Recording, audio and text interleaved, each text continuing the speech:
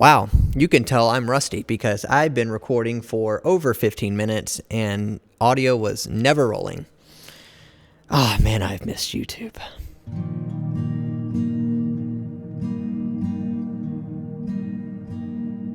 It's been a tough few years, if I'm being honest.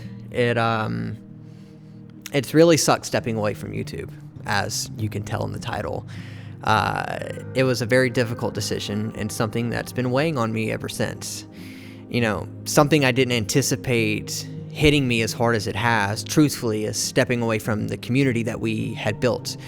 You know, I didn't anticipate that kind of connection at a channel my size, but to be able to look into a comment section and see repeat viewers and see the same people over and over again and see familiar names and faces and all that stuff was kind of shocking to me at the time, and still is now, to be honest.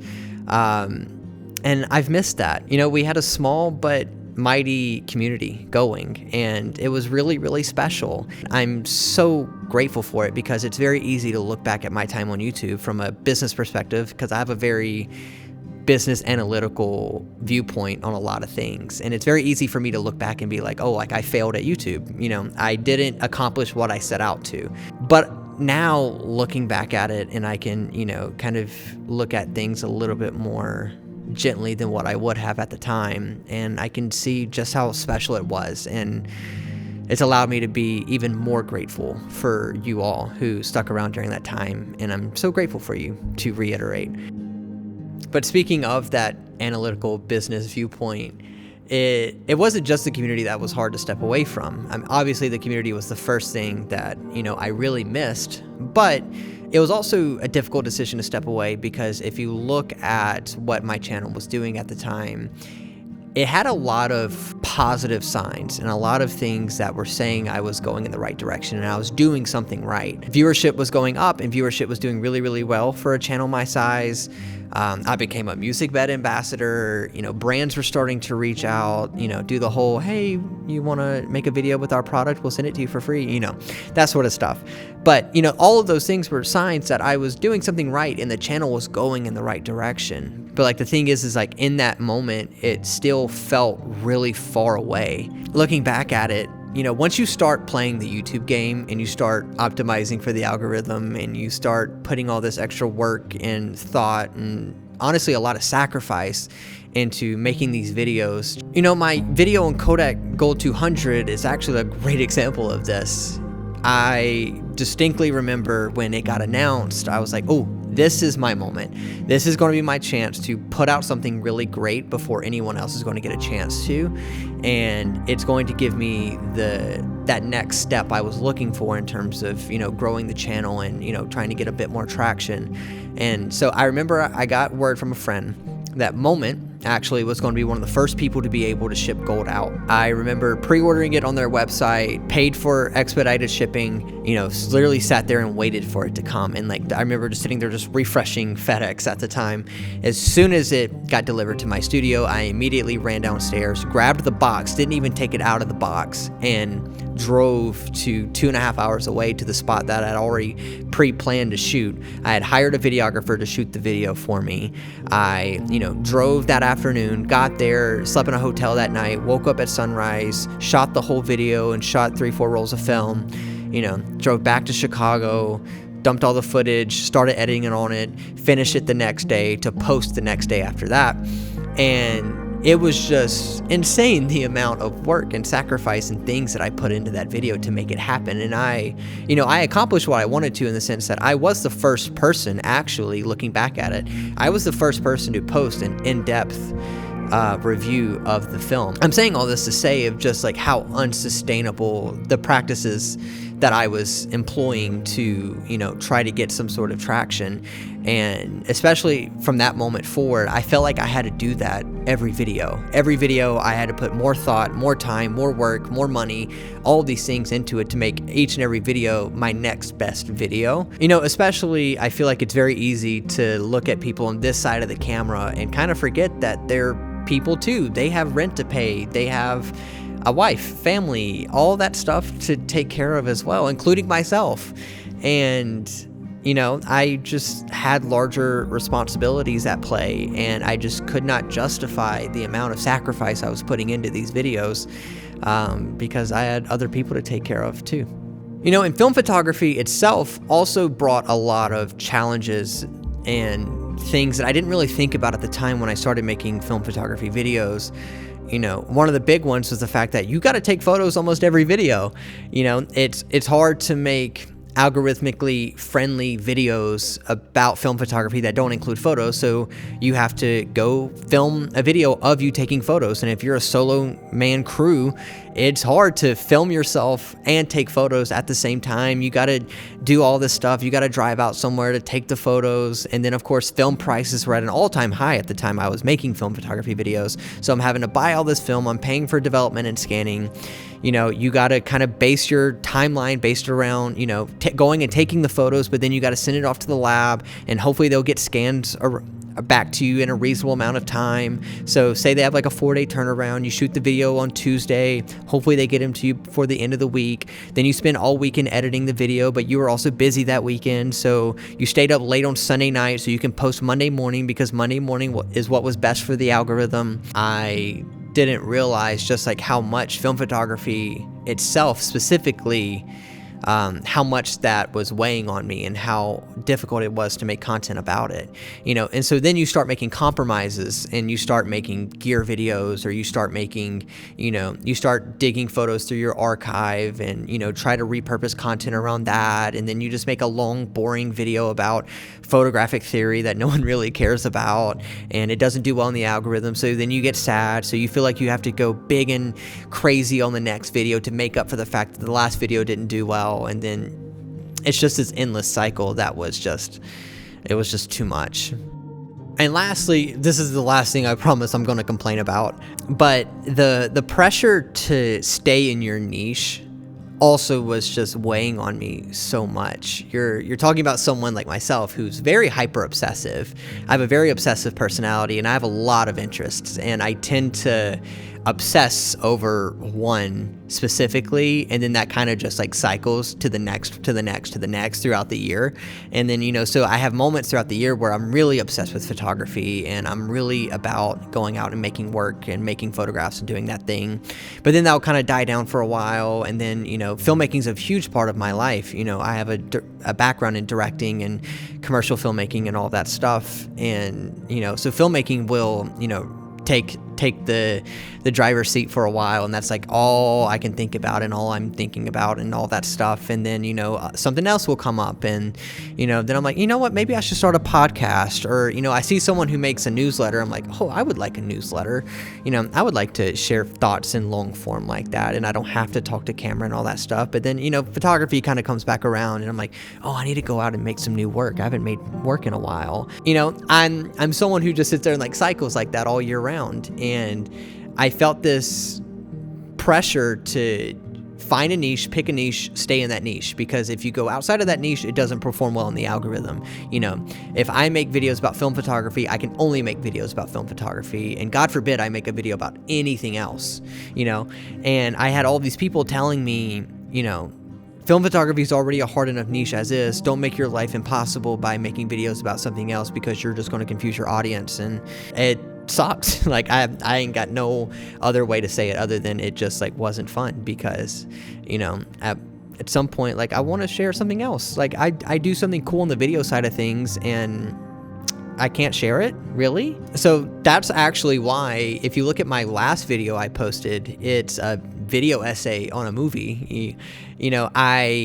I got so burnt out on film photography, one, because, obsessive personality, and it kind of like subsided for a few months. And, I felt like I wanted a fresh start with YouTube. I wanted to do something different. And, I was like, okay, I'm going to give filmmaking a try. And so my first video was a video essay on The Creator, a movie that was highly anticipated at the time. But as soon as I made that video, I quickly caught myself in the exact same cycle I was doing with film photography. I was there opening night. I actually got tickets to the pre-opening night screening of the film. I'm there in the audience, taking notes on a notepad like an idiot, trying to take notes, but also, absorb a film for the first time. I come back home, I immediately start editing the video while, I tried to make the video while the movie's still fresh on my mind, but then I kind of forget stuff, so then I feel like I have to go watch it a second time. But if I go watch it a second time, then I got to turn around the video today, or otherwise by the time I post the video, then the bigger accounts have already posted their video essays on it, and then my video is just going to get lost in the algorithm. And why did I even do this to begin with? So after making that video, I just completely burnt out. It just felt like the moment I tried to do something new, it was just impossible. I just found myself right back in the same bad cycle that I experienced previously, and I was like, you know what, YouTube's just not for me. Looking back at it all now, 2 years removed from all of it, I've had some time to think about it. It's literally been sitting with me for the last 2 years, and kind of 3 things have happened in those last 2 years. Firstly, I'll just shout out my good friend Steven Schultz, my best friend in the whole world. He's really inspired me, to be honest with you. His new approach to YouTube and the way he's going about it really had me thinking. It's been really refreshing to see him really dive into something that's really true to him. I feel like not to speak for him, but I felt like he also experienced very similar struggles that I did, having to pick a niche and having to stay very rigid to that niche. He put out a short film, Jack of All Trades, that really talked about it, and it really had me thinking. And then I talked to another friend not that long ago. I had asked him, just because I was still a bit bitter about, my quote-unquote failure with YouTube, and I was asking him about, kind of the sustainability of his channel and the more the business aspect of it and all that stuff. And he said to me, he was like, it's not about the money or, the financial success of the channel. It's more so a funnel to me. And that statement hit me like a sack of bricks, to be honest with you. I'd never thought about it like that. He had said that he had never focused on the finances of his channel and focused and looked at it more so as a funnel to him, a funnel to his interests, his work, who he is, and it's a way to display himself to the world. And through that comes the opportunity. YouTube itself isn't the opportunity. YouTube is the doorway to the opportunity. And that completely flipped my mindset on what I had done, for the duration that I was making videos and stuff. And it really had me thinking what I could do moving forward, because I fell victim to looking at YouTube in and of itself as a business, and I looked at it less as just gateway to who I am and what I'm capable of and what I do. Speaking of what I do, my last realization I kind of came to on my own was I was using Chicago as an excuse. I'm from the deep south of Mississippi, and I've spoken about this on Steven's podcast, Rally Caps and stuff, but Mississippi really molded my aesthetic in the way I approach photography and filmmaking. And the best way to kind of illustrate this is that when Casey Neistat, when he moved to LA and quit making YouTube videos and stuff, and he put out that tweet, I think it was 2 years ago or so, he put out a tweet that said, he said something along the lines of, I can't make videos without New York. And I so felt that. And it's felt impossible to make anything without Mississippi, because Mississippi was so integral to my aesthetic and my work process and all of those things. And so I kind of used Chicago as an excuse. I was like, you know what, Chicago, the city, just all that stuff, it's not really for me. It's not in line with my artistic vision, quote unquote. I came to this realization and I was like, no, I have opportunity here. I have something going here.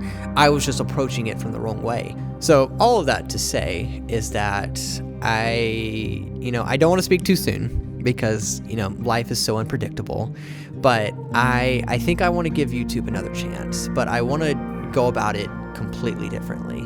It's not a business for me anymore, and I'm not interested in making it a business anymore.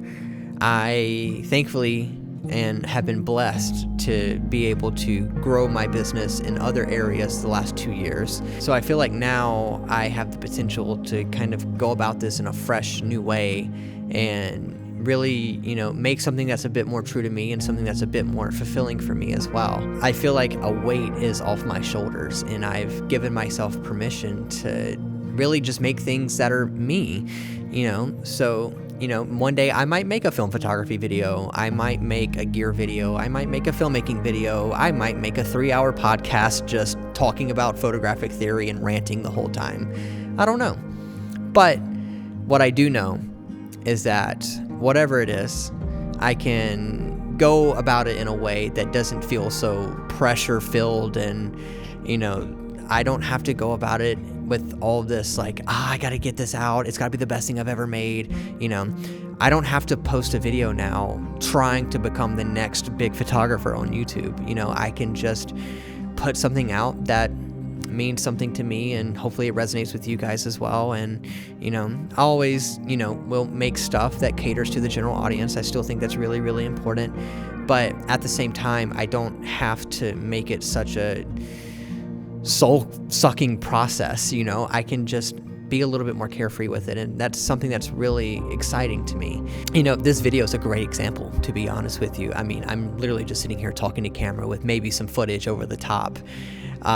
This is not a very algorithmically sound video, and not something optimized for retention or anything like that. It's just me talking to camera and giving my honest thoughts, and I want more of this, and I think it'll be good. I think it'll be fun.